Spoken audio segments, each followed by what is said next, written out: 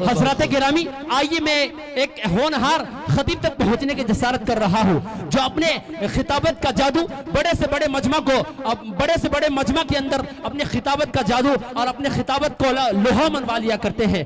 हजरत गिरामी वो खतीब कोई और नहीं मेरे दोस्तों, जो खिताबत भी करना जानते हैं, नात खानी भी करना जानते हैं, अगर तेलपुर वाले इंतकाल हो जाए तो कुरान खानी भी करना जानते हैं। आइए हजरत गिरामी, मैं सीधे सीधे हजरत मौलाना सदर आलम साहब कासमी दामत बरकातुहुल आलिया मुदर्रिस मदरसा इमदादुल उलूम से दरखास्त करता हूँ, अपील करता हूँ, इल्तिजा करता हूँ, इस शेर के साथ हजरत वाला का इस्तकबाल है कि दर्द दिल शौक दीद ज़ौक़ अमल देते हैं, दर्द दिल शौक दीद ज़ौक़ अमल देते हैं, गाजी फिर चेहरे पर इखलास कामिल देते हैं और जादू कर देते हैं। हजरत मौलाना सदर आलम साहब जैसे अल्लाह वाले एक नजर डालकर दुनिया ही बदल देते हैं। माइक पर हजरत वाले। अल्हम्दुलिल्लाह नहमदुहु व नस्तईनुहु व नस्तगफिरुहु व नऊज़ु बिल्लाहि मिन शुरूरि अनफुसिना व मिन सय्यिआति आमालिना मन यहदिहिल्लाहु फला मुज़िल्ल लहु व मन युज़लिलहु फला हादिय लहु व नशहदु अन ला इलाहा इल्लल्लाहु वहदहु ला शरीक लहु व नशहदु अन्न मुहम्मदन अब्दुहु व रसूलुहु व सल्लल्लाहु तआला अलैहि व सल्लम तस्लीमन कसीरन कसीरा। अम्मा बाद फ़क़द क़ाल अल्लाहु तबारक व तआला फ़िल क़ुरानिल मजीद वल फ़ुरक़ानिल हमीद। अऊज़ु बिल्लाहि मिनश शैतानिर रजीम, बिस्मिल्लाहिर रहमानिर रहीम। क़ुल हल यस्तविल्लज़ीना यअलमून वल्लज़ीना ला यअलमून। सदक़ल्लाहु मौलानल अज़ीम व सदक़र रसूलुहुन नबियुल करीम व नहनु अला ज़ालिका लमिनश शाहिदीन व शाकिरीन वल्हम्दुलिल्लाहि रब्बिल आलमीन। व क़ाला अन्नबिय्यु सल्लल्लाहु अलैहि वसल्लम खैरुकुम मन तअल्लमल कुरान व अल्लमह औ कमा क़ाला अलैहि सलातु वस्सलाम। मेरे बुजुर्गों और दोस्तों, मेरे हमनशीन बच्चे, इस्लामी अखलाक की महतरमा माँ और बहनें, आप हजरात काफ़ी देर से बैठे हैं, रात का हिस्सा ख़त्म हो चुका है, अब सुबह की तरफ हम लोग रवा दवा हैं। इस ठंड मौसम में इस वक्त तक रुक जाना, ये आपकी मोहब्बत और आपका प्यार का नतीजा है। नहीं तो फरवरी के महीने में अक्सर इजलास में जाना हुआ 12 बजे के बाद सारे लोग धीरे धीरे खसक जाया करते हैं, लेकिन माँ बहनें भी कुछ रुकी हुई हैं, आप हजरात भी ठहरे हुए हैं। आइए पहले 2-3 अशार पेश कर देता हूँ ताकि आप सब जुड़ जाएं। इंशाअल्लाह उसके बाद थोड़ी देर बयान करूँगा, उसके बाद इंशाअल्लाह दुआ हो जाएगी। इसलिए कि जलसा आपसे नहीं ख़त्म होता है, जलसा स्टेज से ख़त्म होता है। स्टेज के लोग जब भाग जाते हैं तो आवाम भी सोचती है कि जलसा बिल्कुल ख़त्म हो चुका है। तो बहरे कैफ मैं भी आ गया हूँ तो निभाना तो पड़ेगा ही, वरना मैं भी चाह रहा था कि पहली तकरीर मुझे दे दीजिए और उसके बाद प्रोग्राम कराइए, लेकिन कारी फिरोज साहब ने कहा कि नहीं, आपको देंगे आखिरी तकरीर। मैं कहा कि चलो आ गया हूँ तो निभाना है। एक शेर पूरे मजमा के हवाले करता हूँ, समाप्त करेंगे। नबी की शोहरत मैं क्या बताऊं, कहाँ कहाँ पर नबी नबी है। पूरा मजमा कहिए सुभान अल्लाह, सुभान अल्लाह। कि नबी की शोहरत मैं क्या बताऊं, कहाँ कहाँ पर नबी नबी है। जहाँ जहाँ है जिंदाबाद जिंदाबाद, जहाँ जहाँ है खुदा की कुदरत, वहाँ वहाँ पर नबी नबी है। जिंदाबाद जिंदाबाद। जहाँ जहाँ है खुदा की कुदरत वहाँ वहाँ पर नबी नबी नबी है। और आजान की है क्या कदर व कीमत, बिलाल हबशी से कोई पूछे। बेशक हक है। अजान की है क्या कदर व कीमत, बिलाल हबशी से कोई पूछे। कि ढल के मुस्तफ़ा के इश्क में साहिबे जमाल हो गया।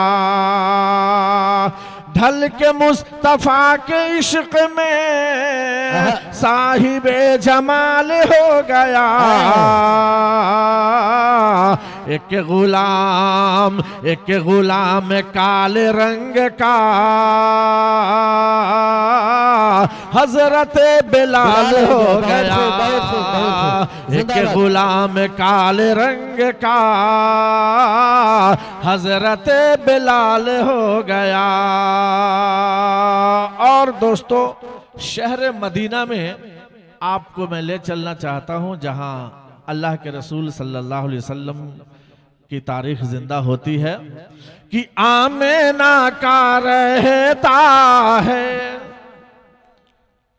शब बारात वाली रात में था बिशनपुरवा महुआवा में जी। ये शेर पढ़कर मैंने पूछा कि आमना कौन थी। भाई किसी ने नहीं बताया कि आमना कौन थी। बहुत अफसोस हुआ। नाते नबी में सब लोग वाह वाह सुभान अल्लाह माशा अल्लाह सब पता नहीं कैसे कह देते हैं, लेकिन जब सवाल किया जाता है तो पता नहीं चलता। आमना कौन थी ये मालूम नहीं हुआ, मजमा सन्नाटा छा गया। दोस्तों हाजिर करता हूं कि आमिना का रहता है लाडला मदीने में। आमिना का रहता है, आमिना का रहता है लाडला मदीने में। आमिना का रहता है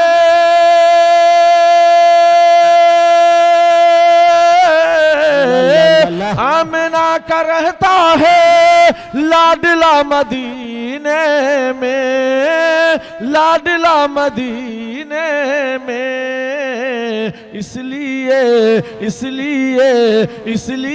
नहीं आता जलजला मदीने में। इसलिए नहीं आता जलजला मदीने में।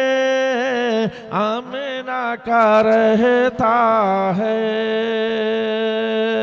बहुत बहुत दोस्तों आपने अशार सुन लिए। उसके बाद मैं जो बात बताने जा रहा हूँ, अल्लाह रब्बुल इज़्ज़त का बहुत बड़ा एहसान है कि बहुत सी चीज़ों का अल्लाह ने दुनिया में इंतखाब किया और इंतखाब करने के बाद अल्लाह ताला ने उन चीज़ों को सामने लाया। अल्लाह रब्बुल इज़्ज़त ने बहुत सी किताबें भी नाजिल फरमाई, उनमें से बहुत से सहीफे भी थे, बहुत सी किताबें भी थी। अल्लाह ताला ने हर चीज़ का इंतखाब अलग अलग किया और अल्लाह रब्बुल इज़्ज़त ने इंतखाब करके उसको सामने लाया। अल्लाह रब्बुल इज़्ज़त ने सैयदना आदम अला नबीना अलैहिस्सलातु वस्सलाम को सबसे पहला इंसान, सबसे पहला पैगंबर, सबसे पहला दुल्हा बनाया। और अल्लाह ताला ने आदम अलैहिस्सलातु वस्सलाम को उस वक्त तक नबी नहीं बनाया जब तक अल्लाह ने आदम अलैहिस्सलाम को इल्म नहीं दिया। हजरत आदम अलैहिस्सलाम को सिखाया गया, बाद में नबी बनाया गया। अल्लाह ताला ने हजरत इदरीस अलैहिस्सलाम को पहले इल्म से नवाजा, बाद में नबी बनाया। अल्लाह ताला ने हजरत नूह अलैहिस्सलाम को पहले इल्म दिया, बाद में नबी बनाया। अल्लाह ताला ने हजरत इब्राहिम अलैहिस्सलाम को पहले इल्म दिया, बाद में नबी बनाया। अल्लाह ने हजरत मूसा अलैहिस्सलाम को पहले इल्म दिया, बाद में नबी बनाया। अल्लाह ताला ने हजरत ईसा अलैहिस्सलाम को पहले इल्म दिया, दिया, बाद में नबी बनाया, उसी तरह अल्लाह ताला ने सरकारे दो जहां मदीना के ताजदार अहमद मुस्तफा मोहम्मद मुस्तफा सल्लल्लाहु अलैहि वसल्लम को सबसे पहले इल्म दिया गया, बाद में नबी बनाया गया। पता ये चला कि पहले इल्म है, बाद में नबी है। इल्म नहीं तो नबी नहीं। अल्लाह ताला ने सबसे पहला नबी से लेकर आखिरी नबी जनाब मोहम्मद रसूलुल्लाह सल्लल्लाहु अलैहि वसल्लम तक इल्म सबसे पहले दिया, उसके बाद नबी बनाया। पता ये चला कि अल्लाह ताला ने आदम अलैहिस्सलाम से ही इल्म पर फोकस किया कि इल्म एक ऐसी चीज है कि बगैर इल्म के कोई ओहदा नहीं मिल सकता है, बगैर इल्म के कोई तोहफा नहीं मिल सकता है, कोई पोस्ट नहीं मिल सकता, कोई आदमी आगे की तरफ नहीं बढ़ सकता। इसी वजह से अल्लाह ताला ने तमाम अंबिया को पहले इल्म दिया, बाद में नबी बनाया। और आगे बढ़ता हूं मेरे दोस्तों और बुजुर्गों, इल्म नवाजता गया, नबी बनाता गया। लेकिन अल्लाह ताला ने जिन चीजों का इंतखाब किया, बहुत सी आसमानी किताबें नाजिल फरमाई, लेकिन उनमें 4 ऐसी किताबें अल्लाह ने उतारी जिसका नाम तौरेत है, जबूर है, इंजील है, कुरान है। अल्लाह ताला ने तौरेत का इंतखाब हजरत मूसा अलैहिस्सलाम के लिए किया, अल्लाह ने जबूर का इंतखाब हजरत दाऊद अलैहिस्सलाम के लिए किया, अल्लाह ने इंजील का इंतखाब हजरत ईसा अलैहिस्सलाम के लिए किया, अल्लाह ने कुरान का इंतखाब सैयदना मुहम्मदुर रसूलुल्लाह सल्लल्लाहु अलैहि वसल्लम के लिए किया। लेकिन इंतखाब अल्लाह ने किया है, लेकिन अलग अलग जगह अता फरमाई, अलग अलग रास्ता अता फरमाया। अल्लाह ने कहा कि मैं तौरेत दे रहा हूं, ए मूसा कोहे तूर पर चलो, जब तक कोहे तूर पर नहीं चलोगे उस वक्त तक तुम्हें तौरेत नहीं मिलेगी। हजरत मूसा अलैहिस्सलाम कोहे तूर पर जा रहे हैं, वहां पर तौरेत मिल रही है। अल्लाह रब्बुल इज्जत ने जबूर का इंतखाब हजरत दाऊद अलैहिस्सलाम के लिए किया, कहा ए दाऊद फला इबादत खाने में चलो, वहां पर तुम्हें जबूर मिलेगी। इंजील का नंबर आया, कहा ए ईसा फला मकाम पर चलो, वहां तुम्हें इंजील मिलेगी। लेकिन अल्लाहु अकबर कबीरा, सैयदना मुहम्मद रसूलुल्लाह पर कुरान आ रहा है। अल्लाह ताला ने ये नहीं कहा ऐ मेरे हबीब मक्का में चलो, कुरान वहां मिलेगा, मुजदलफा में चलो, कुरान वहां मिलेगा, मेना में चलो, कुरान वहां मिलेगा, मदीना में चलो, कुरान वहां मिलेगा, गारे सोर में चलो, कुरान वहां मिलेगा, गारे हेरा में पहुंचो, कुरान वहां मिलेगा। बल्कि अल्लाह ने ऐलान किया ऐ मेरे हबीब, जहां जहां मेरा हबीब जाएगा वहां वहां मेरा कुरान जाएगा। अल्लाह ताला ने गारे हेरा में नबी साहब मौजूद है, गारे हेरा में कुरान जा रहा है, गारे सोर में मौजूद है, कुरान गारे सोर में जा रहा है, मुजदलफा में मौजूद है, कुरान मुजदलफा में जा रहा है। अल्लाह रब्बुल इज्जत ने जहां जहां नबी को पाया वहां वहां कुरान को उतारा। ये खुसूसियत सरकारे दो जहां मदीना के ताजदार अहमद मुस्तफा मोहम्मद मुस्तफा सल्लल्लाहु अलैहि वसल्लम के अंदर थी, जो रसूलुल्लाह को अल्लाह रब्बुल इज्जत ने कुरान तो दिया, लेकिन कुरान वहां दिया जहां हमारे नबी सल्लल्लाहु अलैहि वसल्लम तशरीफ फरमा हुए। आओ जरा और अंदर चलता हूं। ऐ मेरे दोस्तों और बुजुर्गों, जितनी किताबें आसमान से आई, आसमान से आने के बाद उन किताबों का चर्चा हुआ है। तौरेत आई, तौरेत के आने के बाद तौरेत का चर्चा हुआ। जबूर आई, जबूर के आने के बाद जबूर का चर्चा हुआ। इंजील आई, इंजील के आने के बाद इंजील का चर्चा हुआ। मगर कुरान मुकद्दस एक ऐसी किताब है कि आने के बाद चर्चा नहीं, बल्कि अल्लाह रब्बुल इज्जत ने न जमी थी न जमा था, न मकी थी न मका था, न चांद था न सूरज, न जगमगाते तारे, न बिजली के कुमकुमे, खेत न खलियान। ऐसे वक्त में अल्लाह ने सूरह यासीन पढ़ी थी, कुरान आया बाद में, चर्चा हुआ सबसे पहले। बाकी किताबों का चर्चा आने के बाद होता है, लेकिन कुरान का चर्चा कुरान के आने से पहले हुआ है। पता ये चला कि तमाम किताबों में मुतबर्रक किताब कुरान है। आज मेरे दोस्तों और बुजुर्गों, हमारे पास पैसे हो गए, हमारे पास दौलत हो गई, हमारे पास मकानात हो गए, हमारे पास बिल्डिंगें हो गई, किताब की कदर मंजिलत को हमने खत्म करना चाहा, हमने उसको सीने से अलग करना चाहा, हमने कुरान को दिल से नहीं नहीं लगाया, हमने कुरान के तौर तरीके को नहीं समझा, रसूलुल्लाह सल्लल्लाहु अलैहि वसल्लम की सीरत से हम अलग जिंदगी गुजारने लगे, उनकी सूरत से सूरत हमारी नहीं मिलती, उनकी शक्ल से हमारी शक्ल नहीं मिलती, उनके कल्चर से हमारा कल्चर नहीं मिलता। आज मैं बताना चाहता हूं, अल्लाह रब्बुल इज्जत ने वो मकाम अता फरमाया कि कुरान अल्लाह ताला ने हमारे नबी पर नाजिल फरमाया, और इस कुरान की बरकत से आज इंसान जब तालीम हासिल करता है तो बहुत सी बड़ी बड़ी डिग्रियां मिलती हैं, बड़े बड़े पोस्ट पर उससे ओहदा मिलता है। लेकिन आज हमारा हाल ये है कि कुरान से कोसों दूर हो गए। आज ट्यूशन से कुरान पढ़ाया जा रहा है, कोचिंग से कुरान पढ़ाया जा रहा है, आज मौलवियों से दूर रखा जा रहा है। क्यों? आप नजर उठाकर देखें, जब हमारे पास गुर्बत थी, जब हमारे पास मालदारी नहीं थी, हमारे पास माल नहीं था, तो वही मस्जिद का इमाम ये कुरान पढ़ा करके मुहद्दिस बना दिया, कुरान पढ़कर मुफस्सिर बना दिया, कुरान पढ़ा करके वो बहुत बड़े मुहक्किक और बड़े बड़े मुफस्सिर बनाया। लेकिन आज हमारा हाल ये है कि घर में कुरान रखा सालों साल गुजर जाता है, उसके जुज़दान तक छूने का मौका नहीं मिलता। ऐ मेरे दोस्तों और बुजुर्गों, इसकी अहमियत जानने के लिए मैं आपको एक बात बताना चाहता हूँ। एक भेड़ियारा था, वो भेड़ा चराया करता था, अपने बच्चे को पढ़ाया लिखाया, उससे वजीर बनाया। वजीर बनने के बाद वो बादशाह के पास रहने लगा। एक बार का वाकया ये हुआ, वजीर ने कहा अपने बादशाह सलामत से कि ए बादशाह सलामत, मेरे वालिदे महतरम फला ट्रेन से आ रहे हैं। वजीर जब इस बात को सुनता है तो फौरन वजीर जब बादशाह सलामत से कहता है, बादशाह पूरे शहरों को बिजली के कुमकुमे से आरास्ता करता है, पूरे कालीन से पूरे रास्ते को आरास्ता करता है, और कहता है ए वजीर, मैं तुम्हारे अब्बू के पास खुद रिसीव करने के लिए स्टेशन जाऊंगा। वजीर भी आया और बादशाह सलामत भी, सब के सब स्टेशन पहुंचे। लेकिन जब पैसेंजर से बाहर निकल गए, बादशाह ने कहा वजीर, लगता है तेरे वालिद नहीं आएंगे। वजीर ने कहा बादशाह सलामत, नजर उठाकर देखिए, मेरे अब्बू बहुत पीछे हैं, वो नजर आ रहे हैं, आप देखिए तो सही। बादशाह सलामत नजर उठाकर जब देखा, एक बूढ़ा शख्स नजर आया।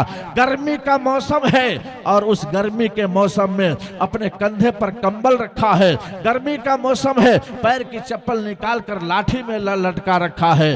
बादशाह ने कहा तेरा बाप कितना बड़ा बेवकूफ है कि इतनी गर्मी में ऐसा काम कर रहा है कि कंबल कंधे पर रखा है और पैर की चप्पल लाठी में लगा रखा है, ये कितना बड़ा बेवकूफ है। वजीर ने जो जवाब दिया जरा गौर से सुनो। वजीर कहता है, ऐ बादशाह सलामत, मेरा बाप अगर बेवकूफ होता तो पढ़ा लिखा कर मुझे वजीर नहीं बनाया होता। मेरा दादा बेवकूफ था जो मेरे बाप को नहीं पढ़ाया। ऐ मेरे दोस्तों और बुजुर्गों, इसलिए थोड़े से लम्हात में हम अपनी जिंदगी को टटोलें। अल्लाह रब्बुल इज्जत ने जिंदगी दी है तो वो कौन सी तालीम की सबसे पहले जरूरत है। आज एक बाप एक माँ इस दुनिया को छोड़कर जब ये वालिदैन जाते हैं, कब्र में जब लिटाया जाता है, वहां पर ये पैसे वाली तालीम की जरूरत नहीं है, ये डिप्लोमा वाली तालीम की जरूरत नहीं है, ये MBBS वाली तालीम की जरूरत नहीं है। वहां तो अल्लाह कहता है कि तुमने औलाद को छोड़ा है, मांग लो उससे, अगर वो देना चाहता है, कुरान पढ़ना चाहता है, सूरह फातिहा पढ़कर अगर तेरे लिए बख्शिश के लिए दुआ मांगता है, मैं बख्शिश के लिए तैयार हूं। और उस वक्त अगर नियत बांधकर अंग्रेजी वहां पढ़ा जाए, वहां पर साइंस की तालीम दी जाए, वहां मैथ की तालीम दी जाए, अल्लाह कहेगा ऐ मेरा बंदा, यहां सिर्फ अरबी चलेगी, अरबी, यहां तुम्हें इंग्लिश की जरूरत नहीं है, यहां फारसी की जरूरत नहीं है। वही बच्चा आज जिस तरह से 6 बच्चों के सर पर दस्तार रखी गई है, ये 6 बच्चे जब उस कब्रिस्तान में जाकर पढ़ेंगे जहां उनका खानदान सोया है, जहां उनकी जुर्रियत सोई होगी, जहां गांव के लोग सोए होंगे, उस कब्रिस्तान में अगर एक बार आऊज़ु बिल्लाहि मिनश शैतानिर रजीम बिस्मिल्लाहिर रहमानिर रहीम पढ़कर वो आयत करीमा पढ़ेगा, ये पढ़ता जाएगा, अल्लाह से कहेगा ए परवरदिगार आलम, आज इस आयत करीमा की बरकत से इस कब्रिस्तान वालों की मगफरत फरमा दे, अल्लाह मगफरत फरमाएगा। लेकिन मेरे दोस्तों, आज हुफ़ाज़ इकराम के सर पर हमने दस्तार देखी है, हुफ़ाज़ इकराम को हमने देखा है। आपसे पूछना चाहता हूँ, आज की तारीख में सारी जिम्मेदारी इन्हीं उलमा पर है, सारी जिम्मेदारी हुफ़ाज़ इकराम पर है। पढ़ाएंगे यही, वज़ू खाने में यही जाएंगे, नमाज का तरीका यही बताएंगे, पंजगाना नमाज के आगे यही बढ़ेंगे, ईदैन के लिए हम इनको आगे बढ़ाएंगे, जनाजा में इनकी ज़रूरत है, निकाह में इनकी ज़रूरत है, तलाक का मसला आता है उलमा की ज़रूरत है। सब कुछ ज़रूरत हम समझते हुए फिर जब एक बार हम नज़र उठाकर देखते हैं, जब हमारे मस्जिद का इमाम जब आगे बढ़ता है, उस वक्त जब उनसे पूछा जाता है आपका मुआवजा क्या मिलता है, आपकी तनख्वाह क्या मिलती है, तो वह कहता है कि 6,000 रुपये मुझे मिलते हैं, 8,000 रुपये मिलते हैं। एक इंसान अपने बेटे की शादी में गरज गरज कर कहता है कि अगर फला का बेटा, फला का बाप अपने बेटा की शादी में धुआं धुआं उड़ाया है, हम अपनी बेटा के शादी में गर्दा गर्दा उड़ा कर दिखा देंगे। ये उसकी जबान नहीं, उसका पैसा बोलता है। लेकिन अगर एक इमाम पर 8,000 रुपये हम खर्च कर दे, 6,000 रुपये खर्च कर दे, पूरे इलाका में शोर मचाते हैं कि हम अपने इमाम को 8,000 देते हैं, 10,000 देते हैं। ऐ मेरे दोस्तों और बुजुर्गों, मैं इसलिए इस बात को कहना चाहता हूं कि आज उठाओ नजर इन हुफ़ाज़ इकराम के सीने में। अल्लाह ने पाक और पवित्र धार्मिक किताब को महफूज कर दिया। वो अल्लाह कितना मेहरबान है कि इनके दिल के, इनके सीने को खोल दिया है। आज हम कितने तंग दिल हैं कि इनके मुआवजा को हमने कम कर दिया है, इनकी तनख्वाह को हमने कम कर दिया है। 2 बजे रात में उठकर जब फोन आता है घर से, वो कहती है उनकी अहलिया, उनकी बेगम महतरमा, हाय अफसोस क्या हो गया, अभी तक आपने तनख्वाह नहीं भेजी, एक बच्चा बीमार चल रहा है, एक बच्चे का फीस जमा नहीं हुआ है। वो 2 बजे मियाँ बीवी आंख से आंसू गिराते हैं। इसका जवाब कौन दे सकता है? आपसे अगर वह इमाम नहीं पूछता तो उसको हकीर मा जानते हैं, अगर वो आपसे मांगता है तो आप खुद भिखार बन जाते हैं। और आज उसी तारीख में अगर कहीं से आपके लिए गाड़ी का बंदोबस्त हो जाए, 4 लाख 6 लाख रुपया निकाल कर आप गाड़ी निकलवा कर बाहर कर देंगे। अगर उस दिन तारीख में अगर आपके पास जरूरत आ जाए, कोई आदमी 1 कट्ठा जमीन खरीदने के लिए ऑफर दे दे, आप फौरन 1 कट्ठा जमीन खरीद सकते हैं। लेकिन एक इमाम की जरूरत के लिए इंटरनेशनल भिखार बनकर के हम जिंदगी गुजारते हैं। ये हमारा तरीका नहीं है। ये वारिस नबी हैं, ये नबियों के वारिस हैं। याद रखो, अल्लाह के नबी सल्लल्लाहु अलैहि वसल्लम का तरीका रहा है। वो फरमा रहे हैं, ऐ मेरी उम्मती, मैं यहाँ से जा रहा हूँ मगर मेरे पीछे उलमा हैं, ये मेरे वारिस हैं, इनका एहतराम करना, इनसे सलाम करना, इनसे गले मिलना, इनसे मुआनका करना, इनका चेहरा देखना। इनका चेहरा जब देख लोगे मेरे चेहरे का सवाब मिलेगा। इनसे सलाम करोगे, मुझसे सलाम करने का सवाब मिलेगा। अगर इनसे तुम हाथ मिलाते हो तो मुझसे हाथ मिलाने का सवाब मिलेगा। तो फिर वो कल्चर हमने क्यों नहीं अपनाया? सरकार मदीना सल्लल्लाहु अलैहि वसल्लम रास्ते से जा रहे हैं, हजरत साद बिन वकास रज़ी अल्लाह ताला अन्हु का घर मिलता है। आप जाकर कहते हैं अस्सलामु अलैकुम या साद। हजरत साद ने आहिस्ता जवाब दिया। अल्लाह के नबी ने फिर जोर से सलाम किया, अस्सलामु अलैकुम या साद। हजरत साद ने आहिस्ता जवाब दिया। फिर अल्लाह के नबी ने तीसरी बार जोर से सलाम किया, अस्सलामु अलैकुम या साद। हजरत साद ने आहिस्ता जवाब दिया। जरा नकल देखो मेरे दोस्तों, हजरत साद का व्यवहार देखो, हजरत साद रजी अल्लाह ताला अन्हु की सोच देखो। सरकार मदीना जब वापिस होने लगे, लगता है साद घर में नहीं है। जैसे आप वापिस होने लगे, हजरत साद घर से निकलते हैं, अस्सलामु अलैकुम या रसूल अल्लाह। आका घूम कर देखते हैं, सलाम का जवाब देते हैं और आप पूछते हैं कि साद तुम घर में थे? हाँ या रसूल अल्लाह। फिर तुमने सलाम का जवाब क्यों नहीं दिया? हजरत साद कहते हैं, ए अल्लाह के रसूल, आपने 3 बार सलाम किया है और तीनों बार मैंने जवाब दिया है। आका ने फरमाया तो जोर से क्यों नहीं जवाब दिया कि मुझ तक वो जवाब आता।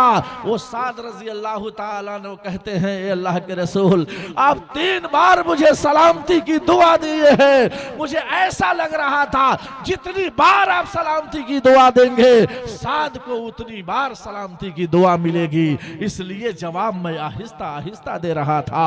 ऐ मेरे दोस्तों और बुजुर्गों, इससे सबक क्या मिलता है? आज तो हमारा मामला तालीम से बिल्कुल हट गया है। हम हम इससे कट गए हैं। लेकिन आज उस बाप से पूछना चाहता हूं जो बाप अपनी बेटी की जिंदगी के लिए तबाही का रास्ता भी देता है, और फिर वही बाप अपनी बेटी की जिंदगी के लिए एक पाक और पवित्र धार्मिक किताब देता है और कहता है, ऐ मेरी बेटी ये कुरान है जिससे हिदायत का चिराग जलेगा, और ए बेटी ये रंगीन टेलीविजन है जिससे तुम्हारा दिल बहलेगा। वो बेटी को कुरान भी मिला, उस बेटी को रंगीन टेलीविजन भी मिला, दोनों को एक घर में सजा कर रख दी, एक को कुरान को ताक में रख दिया, दरीचे के सामने एक रंगीन टेलीविजन लगा दिया गया। वो बेटी बार बार झाड़ू लगाते लगाते जब उस रंगीन टेलीविजन के पास जा रही है, उसके पर्दे को पीछे करती है, शीशा बार बार साफ करती है कि अगर शीशा साफ रहेगा पिक्चर साफ नजर आएगी, और शीशा गंदा हो जाएगा तो पिक्चर गंदी हो जाएगी।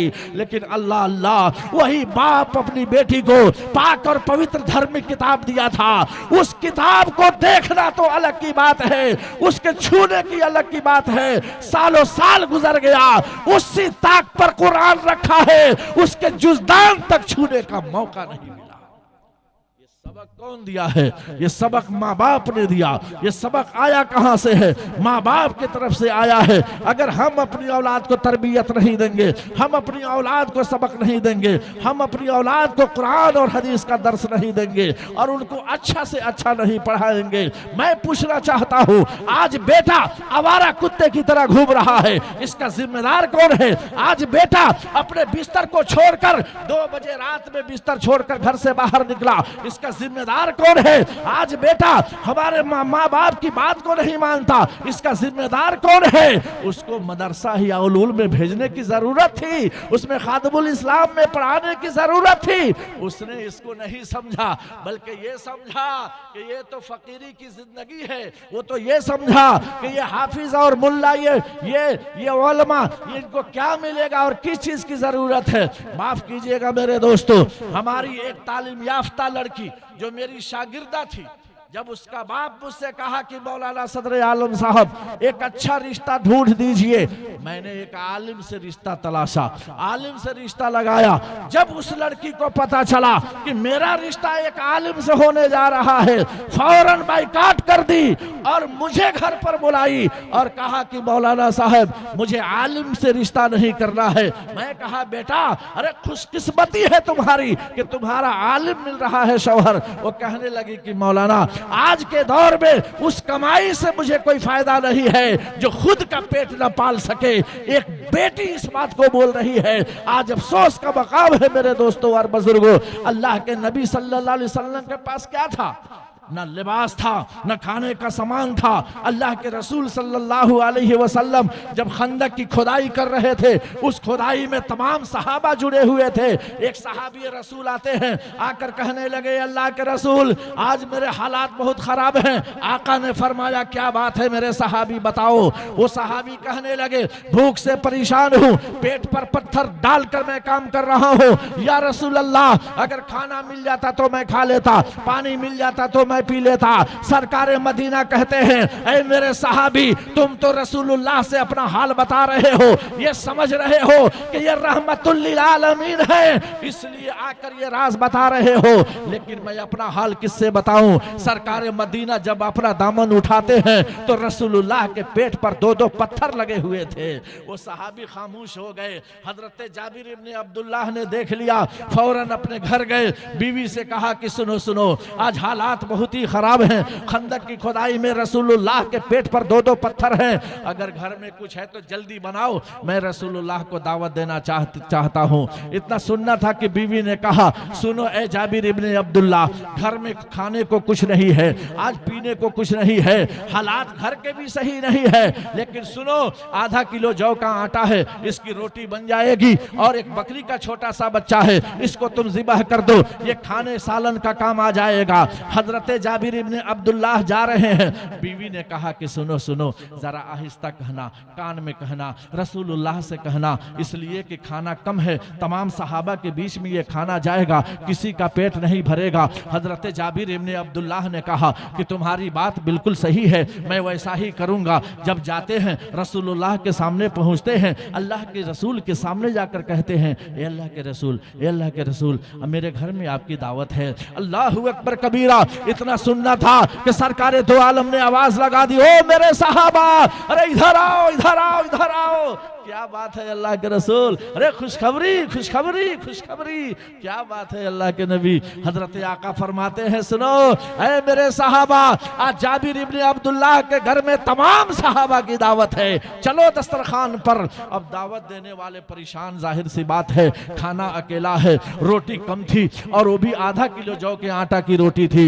दौड़े दौड़े जाते हैं और बीवी से जाकर कहते हैं कि देखो गजब हो गया। कहा क्या हुआ? मैंने वैसा ही कहा जैसे तू कही थी, मैं कान में बोल रहा था, रसूलुल्लाह ने सारे सहाबा को दावत कर दी। लेकिन अल्हम्दुलिल्लाह अगर एक तरफ ये सहाबी हैं तो दूसरी तरफ बीवी सहाबिया हैं। वो कहती है, ये जाबिर इब्ने अब्दुल्लाह, घबराने की जरूरत नहीं है, हमारा काम था नबी की दावत करना और नबी का काम था तमाम सहाबा की दावत करना।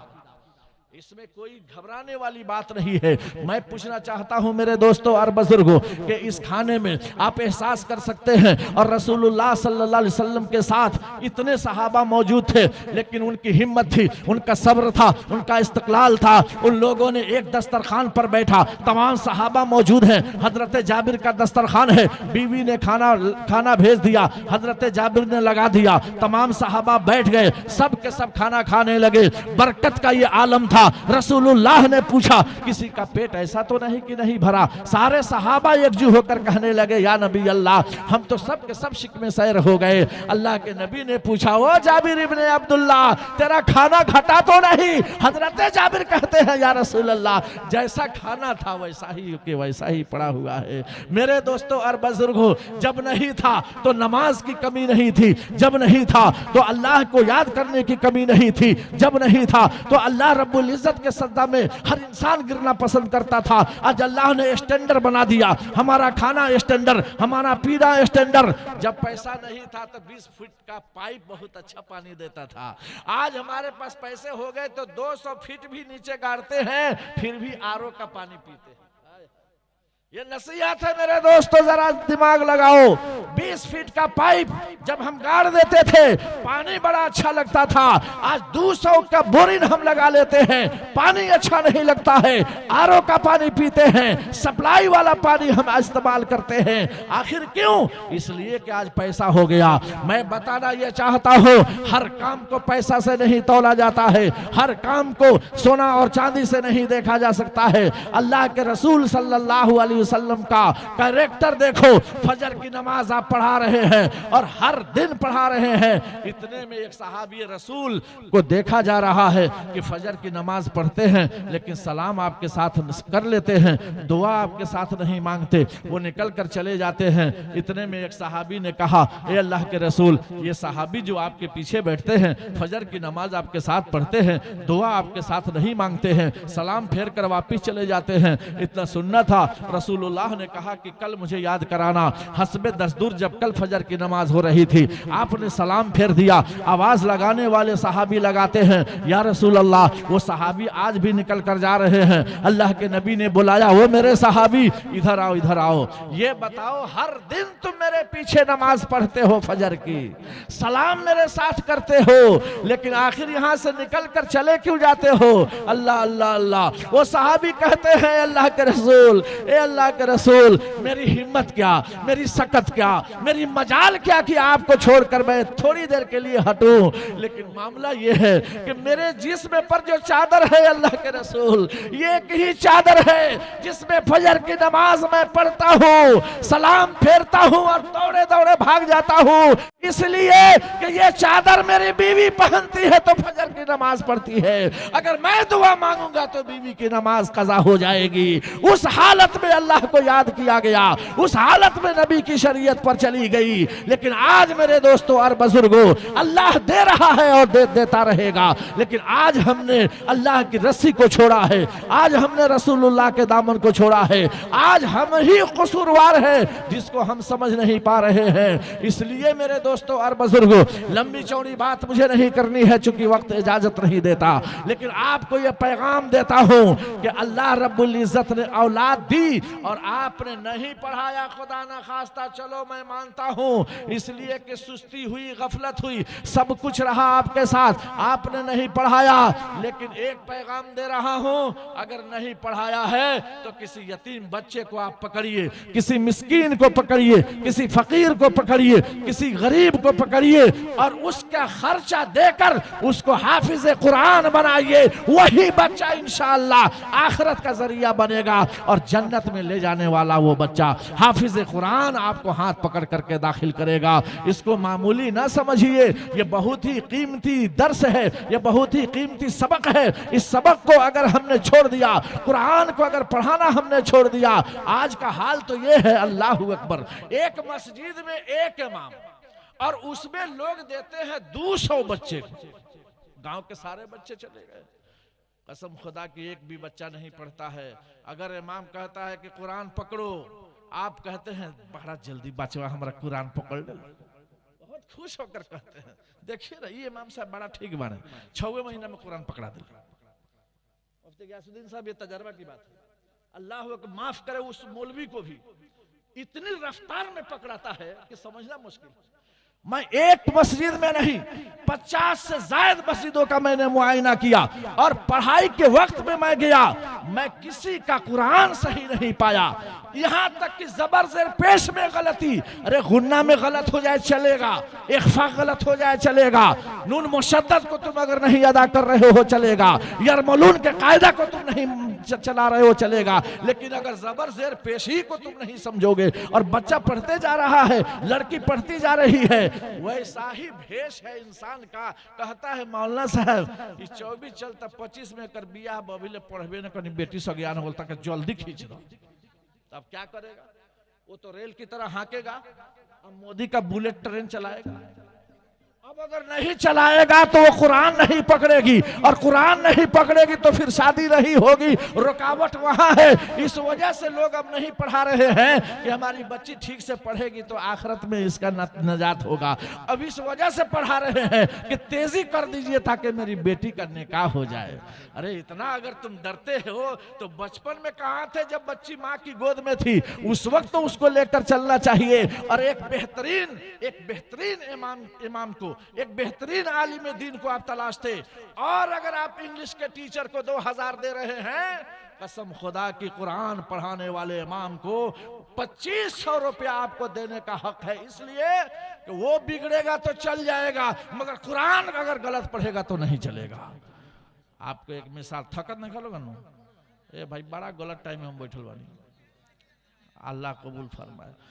मैं गया गोरखपुर रियाज हॉस्पिटल में, डॉक्टर से मेरी पहचान नहीं थी, लेकिन जब मैं अंदर गया उनसे गुफ्तगू होने लगी तो 1.5 घंटे तक मुझसे वो बात की है। खालिद रजा आजमी, बहुत लोग जानते होंगे, और 1.5 घंटे में उन्होंने एक सबक दिया, आपको भी मैं दे रहा हूं। उन्होंने कहा कि मैं अपने बच्चे की तालीम के लिए एक इमाम को डिपॉजिट किया, 1000 पर तय हुआ। जब 1 महीना हुआ तो मैंने अपनी मैडम से पूछा कि ये बताओ इंग्लिश के टीचर को कितना देती हो? वो बोली 2000। तो इन्होंने कहा कि जब इंग्लिश पढ़ाने वाले को 2000 देती हो तो कुरान पढ़ाने वाले को 1000 क्यों? इसका मतलब है कुरान की अहमियत नहीं है तेरे अंदर इंग्लिश की अहमियत है। तो बीवी ने कहा कि ठीक है, अब इसमें आप इजाफा कर दीजिए। लिफाफा में 2000 डॉक्टर साहब ने रखा और लिफाफा, बंद लिफाफा को इमाम के हवाले कर दिया।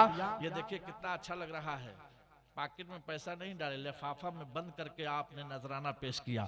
आप घर ले जा करके जब लिफाफा खोलते हैं, इमाम साहब ने देखा कि इसमें 2000 है। फौरन डॉक्टर खालिद रजा के पास फोन आया कि डॉक्टर साहब लगता है गलती से 1000 रुपया इसमें जायद आ गया है, तय हुआ था 1000, मिल गए हैं 2000, 1000 रुपया कल मैं लेकर के आऊंगा, वापिस कर दूंगा। डॉक्टर ने कहा कि नहीं, हकीकत यह है कि कुरान पढ़ाने वाले का नजराना कम था, इस वजह से मैंने इंग्लिश के टीचर की तरह आपके लिफाफे में 2000 डाला हूं, क्योंकि कुरान के बाद ही वो है, उससे पहले कुरान है। कुरान की अहमियत को एक पढ़ा लिखा अफसर और डॉक्टर समझ सकता है, लेकिन मेरे दोस्तों और बुजुर्गों, इधर से चलते चलते बीच में आ गए, उधर से चलते चलते बीच में आ गए। सब लोगों ने कहा कि 50 रुपए से काम नहीं चलेगा, एक 100 रुपया दो। उधर से 100 आया, इधर से 100 आया। बीच में एक शैतान था, वो क्या कहा, 100 रुपया देते हो, अरे कितनी तनख्वाह बनेगी, तो 10,000, तुम 5,000 मुझे दो, हम 5,000 वाले मौलवी को तलाशेंगे।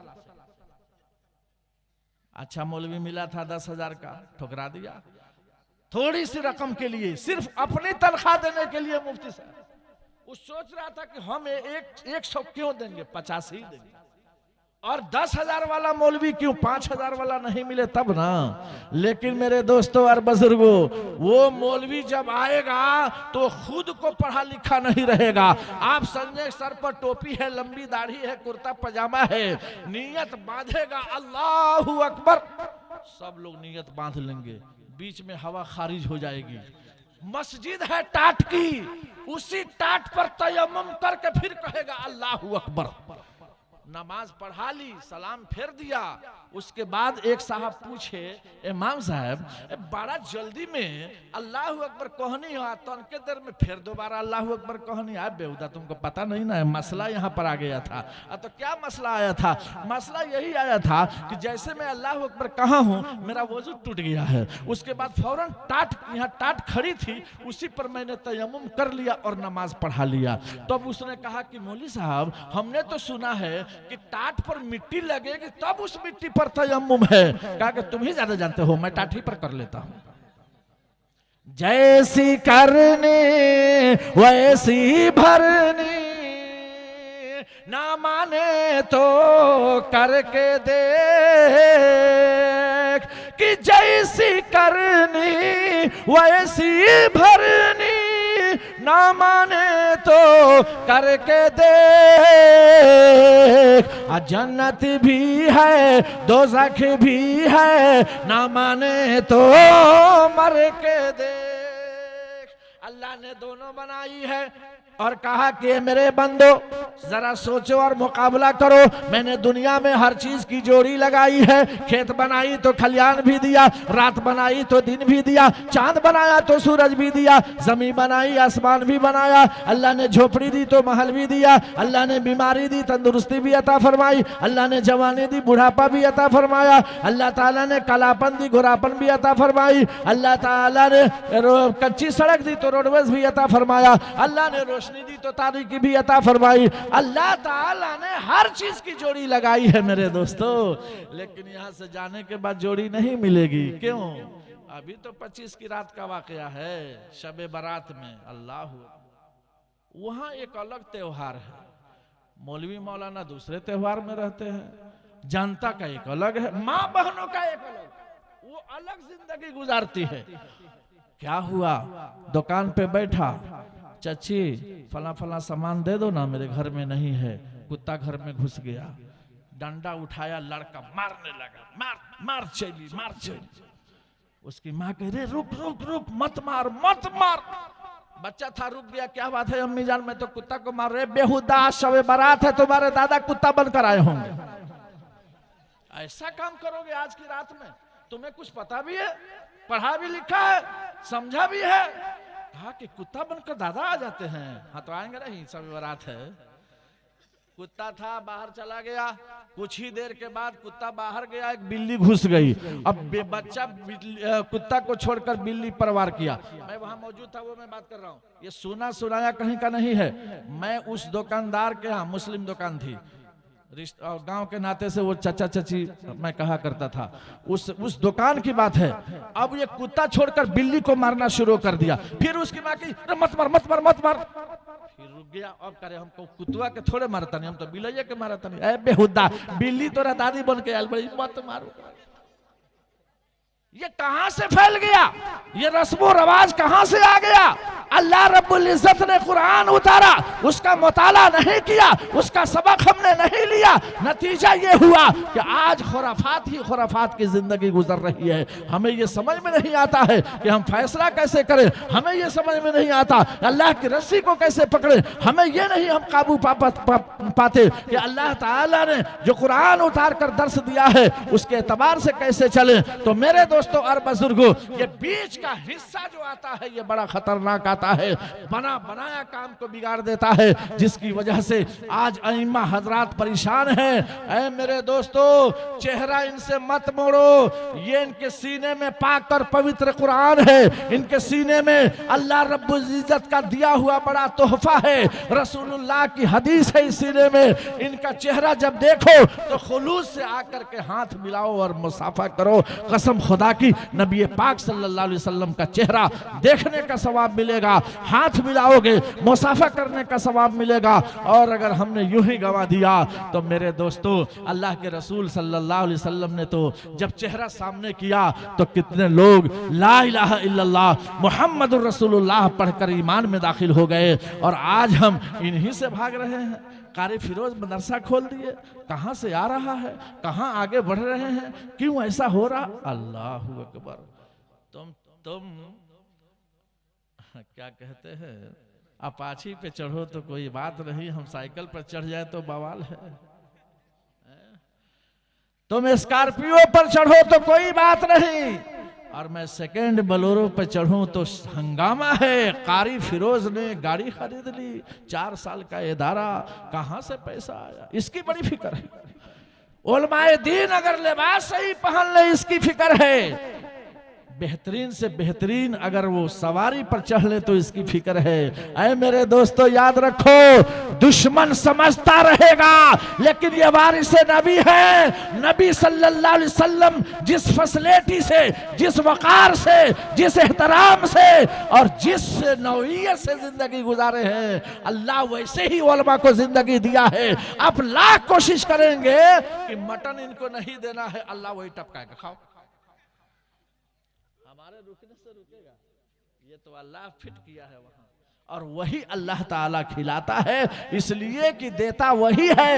इंसान के बस में कुछ नहीं है, लेकिन अफसोस है कि हम उसकी कदर नहीं करते हैं। कि चेहरा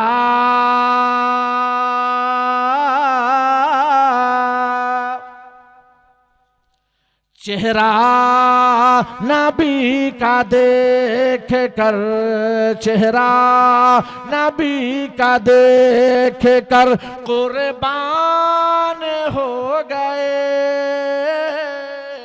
चेहरा नबी का देख कर, चेहरा नबी का देख कर कुर्बान हो गए। जो बुते को पूजते थे मुसलमान हो गए। तारीख उठाओ मेरे दोस्तों, पता चल जाएगा। आज हम नबी के कल्चर से अपना कल्चर नहीं मिलाते, नबी की सोसाइटी से अपनी सोसाइटी नहीं मिलाते, नबी के नक्शे कदम से अपना नक्शे कदम नहीं मिलाते। अल्लाह रब्बुल इज्जत ने सरकारे दो जहां मदीना के ताजदार अहमद मुस्तफा मोहम्मद मुस्तफा सल्लल्लाहु अलैहि वसल्लम पर नबूवत से पहले यही कुरान सबसे पहले दिया और इल्म से नवाजा। इल्म अल्लाह दे रहा है, उसके एतबार से पैगाम जा रहा है। अगर ये इल्म नहीं दिया होता तो अल्लाह ताला आदम अलैहिस्सलाम से लेकर नबी पाक सल्लल्लाहु अलैहि वसल्लम तक ये एक इल्म ऐसा है कि जो अल्लाह ताला ने 1,24,000 नबियों को अता फरमाया। इसलिए मेरे दोस्तों, इसको सबसे पहले अपनी जरूरियात जिंदगी में रखो, उसके बाद छोड़ो नहीं। और थोड़ी सी 2 मिनट आगे बढ़ता हूं। और उसके बाद से हमारा बच्चा MBBS की तालीम हासिल करेगा, हमारा बच्चा डिप्लोमा करेगा, हमारा बच्चा IIT की तालीम हासिल करेगा। क्यों? आज तालीम नहीं है, मुकदमा दूसरा लड़ रहा है। आज तालीम नहीं है, इलाज दूसरा कर रहा है। आज तालीम नहीं है, घर का नक्शा कोई और बना रहा है। आज तालीम नहीं है, भूखमरी का शिकार हो रहा है। ये तालीम ऐसी चीज है, इंसान जितनी तालीम हासिल करेगा उतनी ही अल्लाह ताला उससे नवाजेगा। इसलिए मेरे दोस्तों और बुजुर्गों, इसकी कदर करें। अल्लाह ताला ने जो वक्त अता फरमाया है, इस वक्त के अंदर अपनी कुर्बानी को पेश करें। अल्लाह ने जवानी दी है, उस जवानी को पेश करें। अल्लाह रब्बुल इज्जत ने सेहत दी है, उस सेहत को पेश करें। और इस तरह से अगर हम जिंदगी गुजारेंगे, हमारा बच्चा कामयाब होगा। और आगे चलकर 5 मिनट दे बोलो, बता दी अच्छा माशाअल्लाह।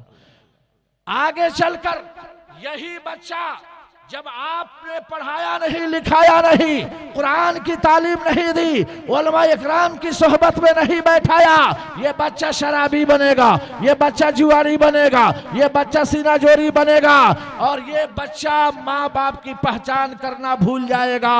कब आएगा शराब पीकर, कब लात मारना शुरू कर देगा, कब जुआ खेल कर आएगा, माँ का कंगन बेच देगा, कब आएगा सीनाजोरी करके पंचायत में बैठा देगा, ये कभी नहीं कहा जा सकता है। इसलिए रास्ता एक है, उसको आलिम दीन बनाओ कि जब आप उस बच्चे की शादी करेंगे और घर में दुल्हन आएगी, अल्हम्दुलिल्लाह एक तरफ कुरान है, एक तरफ प्यार मोहब्बत माँ बाप की है, और दूसरी तरफ उसकी बीवी की मोहब्बत है। वो कुरान का सहारा लेगा, वो जान रहा है कि मैंने पढ़ा है कुरान में कि फला तकुल लहुमा उफ़्फ़ि वला तनहरहुमा, अपने माँ बाप को मत झिड़को, अपने माँ बाप को मत डांटो, अपने माँ बाप को मत फिटकारो, तो बड़ा अच्छा लगेगा कि या अल्लाह बच्चा को पढ़ाया तो आज कामयाबी की मंजिल तय कर रहा है, माँ बाप की कदर कर रहा है। और अगर आपने नहीं पढ़ाया, जहां से आएगा माँ बाप को लानो तान करेगा, गाली गुलूज करेगा, आप आंख से आंसू गिराते रह जाएंगे मगर कोई काम नहीं आएगा। इसलिए कि जाहिल अनपढ़ गवार को पता नहीं है कि आलम में बरज़ख क्या है, जन्नत और जहन्नम में क्या मजा है। वो कुरान की आयत पर उसने कभी गौर नहीं किया है, लेकिन अगर पढ़ाया आपने इंशाअल्लाह दुनिया में उसका समरा मिलेगा। इसलिए मिलेगा कि माँ के चरणों में जन्नत है, ये पढ़ने वाला बच्चा जानता है। सदर आलम कहता है कि टूटे रिश्ता तो टूटने देना, छूटे दुनिया तो छूटने देना, टूटे रिश्ता तो टूटने देना, छूटे दुनिया तो छूटने देना। माँ के कदमों के नीचे जन्नत है,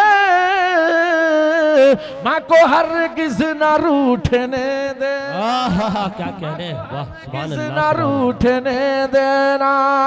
माँ की खिदमत करके जो भी माँ से दुआएं पाएगा, वो जन्नत में जाएगा। माँ की अजमत जो ना समझे, माँ का दिल जो दुखाएगा, महशर में पछताएगा, महशर में पछताएगा।